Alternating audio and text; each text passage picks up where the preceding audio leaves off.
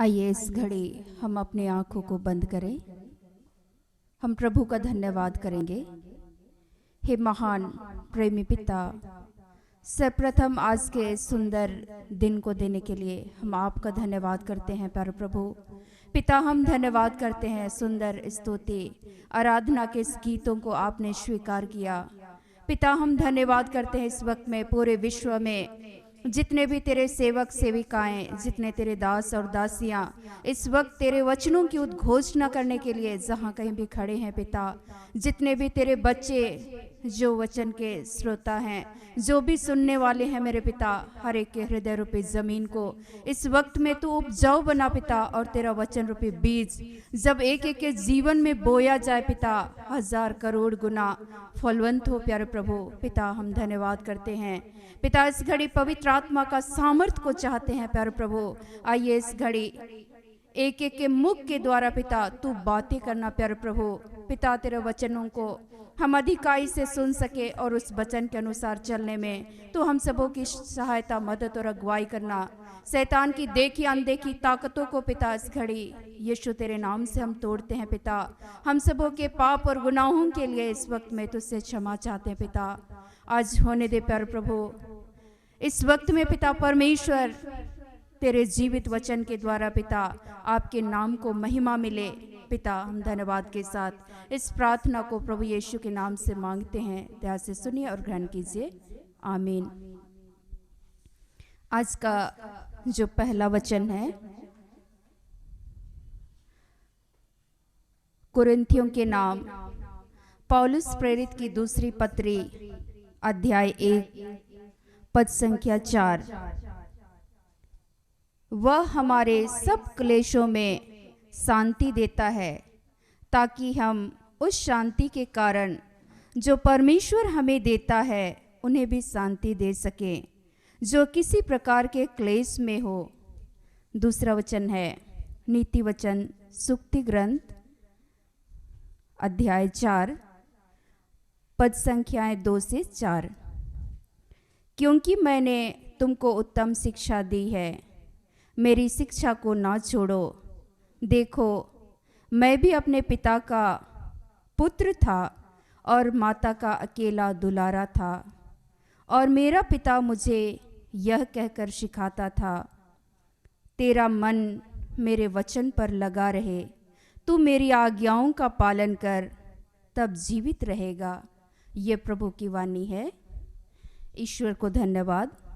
आज सर्वप्रथम प्रभु इस वचनों के द्वारा हम सबों से ये आग्रह कर रहे हैं कि जब आप दुख में थे, क्लेश में थे, विपत्तियों में घिरे हुए थे, तब ईश्वर ने किसी ना किसी सेवक को आपके जीवन में दिया, और आपको प्रभु के अनुग्रह के द्वारा उस सेवक के माध्यम से प्रभु ने अपनी शांति को दिया।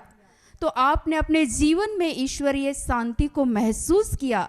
तो आज प्रभु ये बताना चाहते हैं कि जिस तरह से अपने जीवन में जब आप कष्ट में थे, पीड़ाओं में थे, प्रभु की शांति को अपने जीवन में महसूस किए, तो उसी तरह से आज प्रभु कहते हैं कि आप जितने भी लोग कष्ट में हैं, पीड़ाओं में हैं, जब वे रोते गिड़गिड़ाते हुए आते हैं तो आपके जीवन के माध्यम से ईश्वर कार्य करना चाहता है और उनको भी अपनी शांति से भरना चाहता है। तो जब ईश्वर ने आपके जीवन में महान चमत्कार को किया, तो आपको भी किसी के सहयोग करने के लिए, किसी के मदद करने के लिए कभी भी पीछे नहीं हटना चाहिए। मैं अपने जीवन की कुछ घटनाओं को मैं बताना चाहूँगी कि जब हमारा संपूर्ण परिवार कष्ट और पीड़ाओं से जब गुजर रहे थे, मेरे अंदर में एक आशा की किरण यही थी कि मेरा प्रभु मेरी सहायता करेगा। हमारे इस दुखमय परिस्थिति में प्रभु हमारी सहायता करेगा। हमें किसी भी अवस्था में परमेश्वर कभी नहीं छोड़ेगा। हम ईश्वर की शांति को अपने जीवन में महसूस करेंगे। आज चाहे आने वाला कल, आज हम जैसे भी परिस्थिति से गुजर रहे हैं, जिस भी परिस्थिति से गुजर रहे हैं, प्रभु हमारी मदद करेगा। इस विश्वास के साथ जीते थे। बहुत सारे लोग अपनी उम्मीदों को छोड़ चुके थे, लेकिन एक आशा की किरण थी, एक उम्मीद थी कि प्रभु हमारी मदद करेगा। और सचमुच में प्रभु ने अपने एक सेविका को हमारे जीवन में दिया, जो निरंतर हमें प्रभु की शांति को, ईश्वर के प्रेम को हमारे जीवन में बांटने में हमारी सहायता किया, मदद किया। प्रभु उस सेविका को आज इस दुनिया से अपने पास बुला लिए। कोई बात नहीं, लेकिन आज प्रभु का मैं धन्यवाद करती हूँ इस मंच से कि वो निश्चय ही प्रभु उसे अपने पास बुलाए। और निरंतर जब हम विभिन्न तरह की कष्टों से गुजरते थे, प्रभु मैं नहीं जानती थी कि बहुत सारे घटनाओं को पहले बतलाया करते थे, कभी सपनों के माध्यम से, कभी चलते चलते ईश्वर दर्शन दिखाते थे और ये बतलाते थे कि आपके जीवन में, आपके परिवार में कष्ट आने वाले हैं। और ऐसी परिस्थिति में मैं विचलित हो जाती थी। फिर मैं घुटने के बल प्रभु के निकट आती थी, प्रभु से गिड़गिड़ा कर प्रार्थना करती थी। ऐसे क्षणों में मुझे कुछ समझ में नहीं आता था और ईश्वर की उस सेविका को मैं अपने जीवन में स्मरण करती थी, उनके निकट जाया करती थी। प्रभु ने उस सेविका के माध्यम से हमारा मार्गदर्शन किया। वो हमेशा कहते थे कि बेटा, आज चाहे जितनी बड़ी दुख हो, आपके जीवन में ईश्वर अपनी महिमा को प्रकट करेगा। मैं इस विश्वास के साथ चलते गई। मैं हमेशा स्कूल जाया करती थी, तब वहाँ पहुँच जाती थी। जब कॉलेज जाते थे, किसी कष्ट से गुजरते थे, तो मैं वहाँ पहुँच जाया करती थी। थोड़ी देर के लिए सही, मैं बोलती थी कि हमारे घर के लिए, हमारे जीवन के लिए प्रार्थना कीजिए कि प्रभु हमारे जीवन में अपनी सुरक्षा को, अपनी शांति को दे, ताकि हम प्रभु की शांति को अपने जीवन में महसूस करें, ईश्वर की सुरक्षा को अपने जीवन में महसूस करें और दूसरों के बीच में भी हम ईश्वर के प्रेम से प्रेरित होकर के एक दिन ईश्वर के राज्य के लिए कार्य कर सके। प्रभु ने पवित्र आत्मा के माध्यम से उस सेविका को प्रेरित किया और उन्होंने कहा कि बेटा, आने वाले दिनों में आप ईश्वर के राज्य के विस्तार के लिए आप कार्य करेंगे। और सचमुच में आज मैं प्रभु का धन्यवाद करती हूँ। निरंतर उस सेविका के माध्यम से प्रभु ने हमारे हौसला को बढ़ाया, हमारे विश्वास को गहराई की ओर ले जाने में ईश्वर ने उस सेविका को माध्यम बनाया। और वो हमेशा प्रोत्साहित करती थी कि आप ईश्वर के वचनों को पढ़ें, आप प्रभु से प्रार्थना करें, प्रभु निश्चय ही आपके जीवन की परिस्थितियों को बदलेगा। और आज ईश्वर ने बदला और हजारों और लाखों के लिए प्रभु ने खड़ा किया। ईश्वर का वचन कहता है, वर्तमान समय का यह दुख आने वाली महिमा के सामने कुछ भी नहीं है, क्योंकि ईश्वर आपके जीवन में अपनी महिमा को प्रकट करना चाहता है। पौलुस के जीवन में भी उन्हें अनेक सारी कठिनाइयों से होकर गुजरना पड़ा, लेकिन ईश्वर का सामर्थ, पवित्र आत्मा का सामर्थ उनके जीवन के द्वारा निरंतर बहता चला गया। जब वे सुसमाचार की घोषणा करने के लिए जगह जगह जाया करते थे, लोग उनका विरोध करते थे, लेकिन उन्होंने ईश्वर के राज्य के विस्तार के लिए कार्य करना कभी नहीं छोड़ा। तो आज ईश्वर इस वचन के द्वारा आप सबों को और हम सबों को ये प्रेरित करना चाह रहे हैं कि जैसा आपने उन कष्टों के समय में किसी ना किसी सेवक के द्वारा ईश्वर के माध्यम से, ईश्वर ने उनको आपके जीवन में माध्यम बनाया और आपके जीवन में प्रभु की शांति को, ईश्वर की अनुग्रह को, ईश्वर की कृपाओं को आपने पाया, तो वैसे ही आपको भी किसी भी कीमत पर पीछे नहीं हटना है। ईश्वर का वचन कहता है, प्रभु में किया गया कार्य कभी भी व्यर्थ नहीं जाता। जो भी आप बोते हैं वो काटेंगे। अगर आज आप रो रहे हैं तो निश्चय ही ईश्वर का वचन कहता है कि जो आंसू बहाते हुए बोते हैं वे पोलियां लिए हुए जय जयकार करेंगे। निश्चय ही बीज बोने वाला रोता हुआ क्यों ना जाए।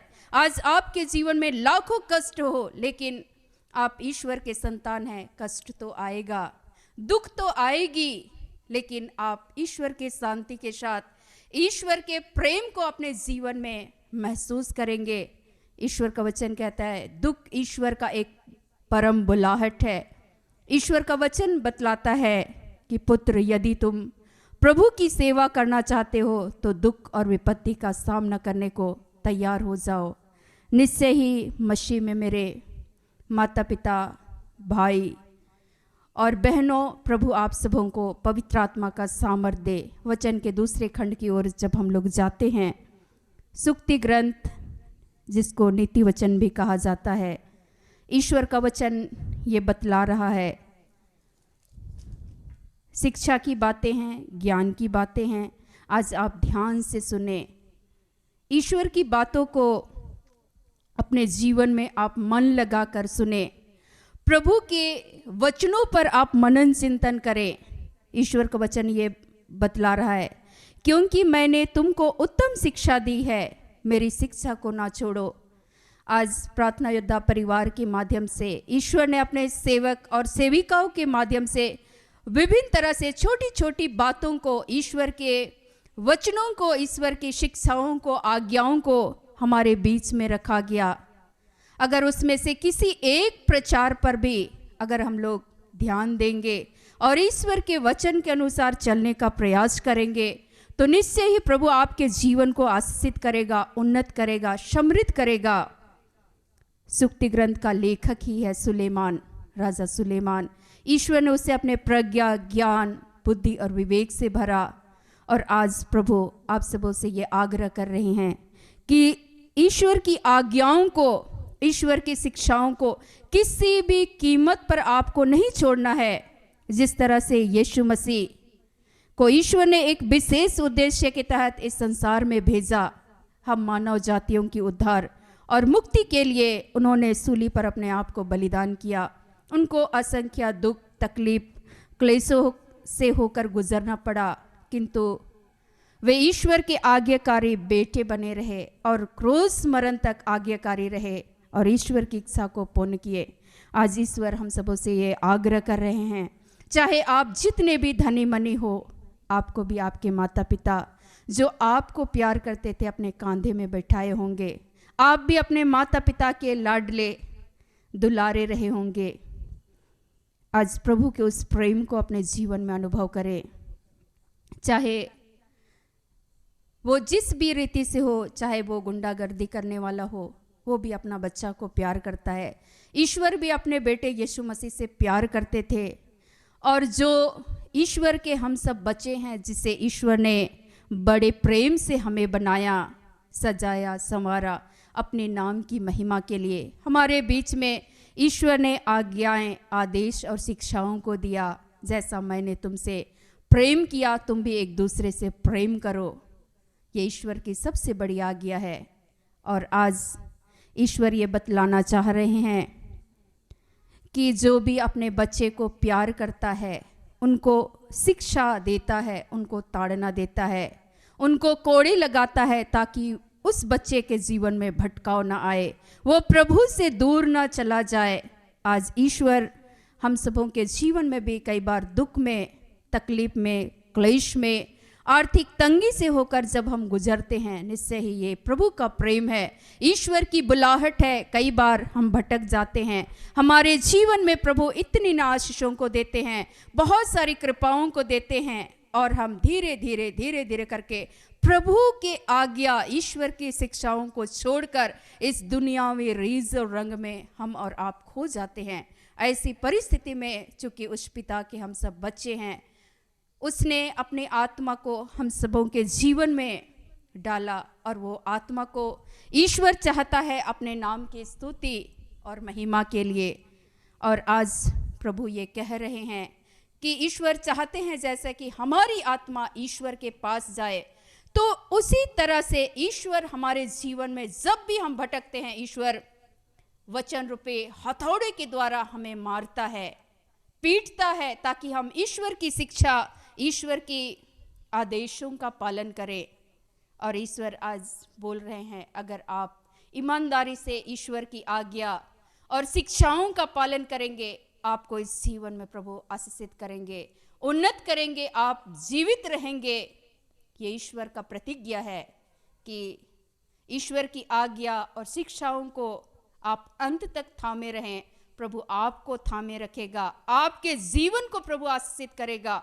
और आज प्रभु ये बतला रहे हैं कि जो भी ईश्वर की बातों को नहीं मानेगा तो उसके लिए भी ईश्वर का एक योजना है कि उनको भी ईश्वर क्या करता है, विनाश के मार्ग में ले जा करके छोड़ देता है। एक वचन को मैं पढ़ रही थी, प्रभु मुझे मनन चिंतन करवा रहे थे। वचनों को पढ़ करके अचानक से एक भय घुसा। मैं सोचने लगी कि प्रभु तू तो प्रेम करने वाला प्रभु है। ईश्वर का वचन कहता है, प्रारंभ में प्रज्ञा, ईश्वर का वचन, ईश्वर का आदेश आपको ईश्वर की शिक्षाएं टेढ़े मेढ़े रास्ते से होकर ले चलती है, और तब तक ईश्वर अपने नियमों से आपकी परीक्षा करती रहेगी जब तक कि आप ईश्वर पर पूर्णतः विश्वास ना करें। आप भी अपने बच्चे को बार बार उनको सुधारना चाहते हैं ताकि उस बच्चा का भविष्य अच्छा हो, वो बच्चा जीवित रहे, इस संसार में एक आशीषित जीवन को जिए, ये प्रभु चाहता है। और आप दुनियावी माँ बाप भी यही चाहते हैं, तो वो पिता भी ऐसा ही चाहता है हम सबों से। और जब अपने बच्चे को आप अंत समय तक, ईश्वर बोलते हैं, सुधारिए, उनको प्रभु के मार्ग पे लाइए ताकि उनका जीवन आशीषित हो इस जीवन में भी और उस स्वर्ग राज में भी वे प्रवेश करे, ऐसा प्रभु का आग्रह है हम सबों से कि अंत में हम ईश्वर के राज्य को जाएं। और जब हम नहीं सुधरते हैं तो ईश्वर बोलते हैं, जो भी ईश्वर की आज्ञा आदेशों का पालन नहीं करते हैं, जो पिता अपने बच्चे को ताड़ना नहीं देता है, कोड़े नहीं लगाता है, तो वो एक व्यभिचारी की संतान है। इब्रानियों 12 पद संख्या 7-8 को जब हम पढ़ेंगे तो इसमें हम लोग स्पष्ट पाते हैं। और ईश्वर बोलते हैं, जो ताड़ना को, ईश्वर के कोड़े को अगर आनंद से सहता है, धीरे धीरे करके बड़े धीरज के साथ सहता है, तो ईश्वर बोलता है कि अंत में ईश्वर उनके जीवन को आशीषित करता है। वर्तमान समय का ईश्वर का वचन बहुत सुंदर लिखा हुआ है, मैं उस वचन को पढ़ना चाहूंगी। इब्रानियों में लिखा हुआ है, इब्रानियों 12 पद संख्या 11 में, वर्तमान में हर प्रकार की ताड़ना आनंद की नहीं पर शोक की ही बात दिखाई पड़ती है, तो भी जो उसको सहते सहते पक्के हो गए हैं, बाद में उन्हें चैन के साथ धर्म का प्रतिफल मिलेगा। आपके जीवन में प्रभु आपको उस दुखमय परिस्थिति से होकर कई बार गुजरने देते हैं। आपके जीवन में ईश्वर कष्ट देते हैं, पीड़ाओं को आने देते हैं कि बेटा आप मेरे मार्ग पर चलो। तो जब आप चलते हैं तो प्रभु आपके जीवन को आशीषित करते हैं, और जब आप नहीं चलते हैं तो आपके जीवन में ईश्वर की आशीषों से आप वंचित हो जाते हैं। आज बहुत ऐसे माता पिता आते हैं, वे कहते हैं कि क्यों हमारे बच्चे उस आशीष को नहीं प्राप्त कर रहे हैं, क्यों आज वे ईश्वर की अनुग्रह से वंचित हैं। क्या ईश्वर अन्यायी प्रभु है? कभी नहीं। प्रभु ने उस दासी के माध्यम से प्रारंभिक दिनों में हमारा मार्गदर्शन किया। मैं आज प्रभु का धन्यवाद करती हूँ। उन्होंने ये कहा कि बेटे इधर उधर नहीं देखो, प्रभु की ओर दृष्टि लगाओ, दुनिया क्या करती है, क्या बोलती है, इस पे ध्यान नहीं देना, ईश्वर की शिक्षा को थाम कर रखो। मैं बोलती थी कि मुझे तो आता ही नहीं है, तो मैं कैसे थाम करके रखूंगी। वो बोलती थी हमेशा हर भोर को आप अपने जीवन की हर परिस्थितियों को प्रभु को समर्पित करें, प्रभु आपके जीवन में अपना आशीर्वाद को देगा। आप चलिए, कोई चले या ना चले। हमारे भाई अक्सर ये यूथ क्लास में ये बताते रहे, कोई चले अथवा ना चले, आप चले। तो निश्चय ही उन्होंने भी मुझसे यही बात कहा। मैं प्रभु का धन्यवाद करती हूँ। इसीलिए जब जब प्रभु अपने दास के माध्यम से ईश्वर के बारे में बहुत सारी शिक्षाओं को, छोटी छोटी शिक्षाओं को, बातों को बतलाते थे, तो मैं भावुक हो जाती थी। मैं प्रभु का धन्यवाद करती थी और मुझे याद आता था कि उस दासी के माध्यम से भी प्रभु मुझे इसी रीति से मेरा हौसला को बढ़ा रहे थे। प्रभु उनके द्वारा बातचीत कर रहे थे, मुझे प्रोत्साहन दे रहे थे। उनके जीवन के द्वारा ईश्वर की शांति को मैंने अपने जीवन में महसूस किया। तो आज इस वचन का थीम यही है कि आपके जीवन में आप नाना प्रकार के क्लेशों से होकर गुजरते हैं, आपने प्रभु की शांति को प्राप्त किया। आपको भी प्रार्थना योद्धा में आने के लिए ईश्वर ने किसी ना किसी को माध्यम ज़रूर बनाया होगा। आज आप उन भाई और बहनों के लिए प्रभु का धन्यवाद करें कि प्रभु उनके जीवन को, परिवार को आशीषित करे। आप भी दूसरे के लिए शांति का माध्यम बने, दूसरे के लिए एक आशा का कारण बने। आपके माध्यम से अनेकों आत्माओं को ईश्वर बचाना चाहता है। आप प्रभु की आज्ञाएं, शिक्षाओं को अपने जीवन में थाम कर रखें, तब आपके जीवन में आप जीवित रहेंगे, प्रभु की आशीष और अनुग्रह को प्राप्त करेंगे। मैं धन्यवाद देना चाहूँगी। मुझे इस बात से लोग अक्सर भयभीत करते थे कि आप सेवा कार्य जो करते हैं, कौन म्यूजिक बजाएगा, कौन गीतों को गाएंगे, आप कैसे सुसमाचार की उद्घोषणा करेंगे। कई तरह की ऐसी बातें मुझे सुनने को मिलती थी, लेकिन मैं नहीं डरती थी, क्योंकि मेरा प्रभु महान है। जब उसकी शिक्षा, उसकी आदेशों का अगर हम 1% भी पालन करने का कोशिश करेंगे, प्रयास करेंगे, तो प्रभु मेरे जीवन को और पूरे समुदाय को, प्रार्थना योद्धा परिवार को आशीषित करेंगे। मैं इस विश्वास के साथ चलती थी। आज जितने भी हमारे साथ जो भी गीतों को गाते हैं, जो भी वचनों की उद्घोषणा करते हैं, आज निश्चय ही सभी एक नए चेहरे हैं। प्रभु ने एक एक लोगों को चुना अपने नाम की स्तुति महिमा के लिए। मुझे डर नहीं लगा। मैं प्रभु के वचनों के अनुसार चलने का कोशिश करती रही, आज भी करती हूँ। हम सब पूर्ण नहीं हैं, हमारे अंदर बहुत सारी दुर्बलताएं, कोई बात नहीं, आप सब चलने का प्रयास करें। प्रभु आज के इन हर एक वचनों से प्रभु यीशु मसीह आप सबों को और हम सबों को बहुतायत की आशीष और कृपा प्रदान करे। धन्यवाद।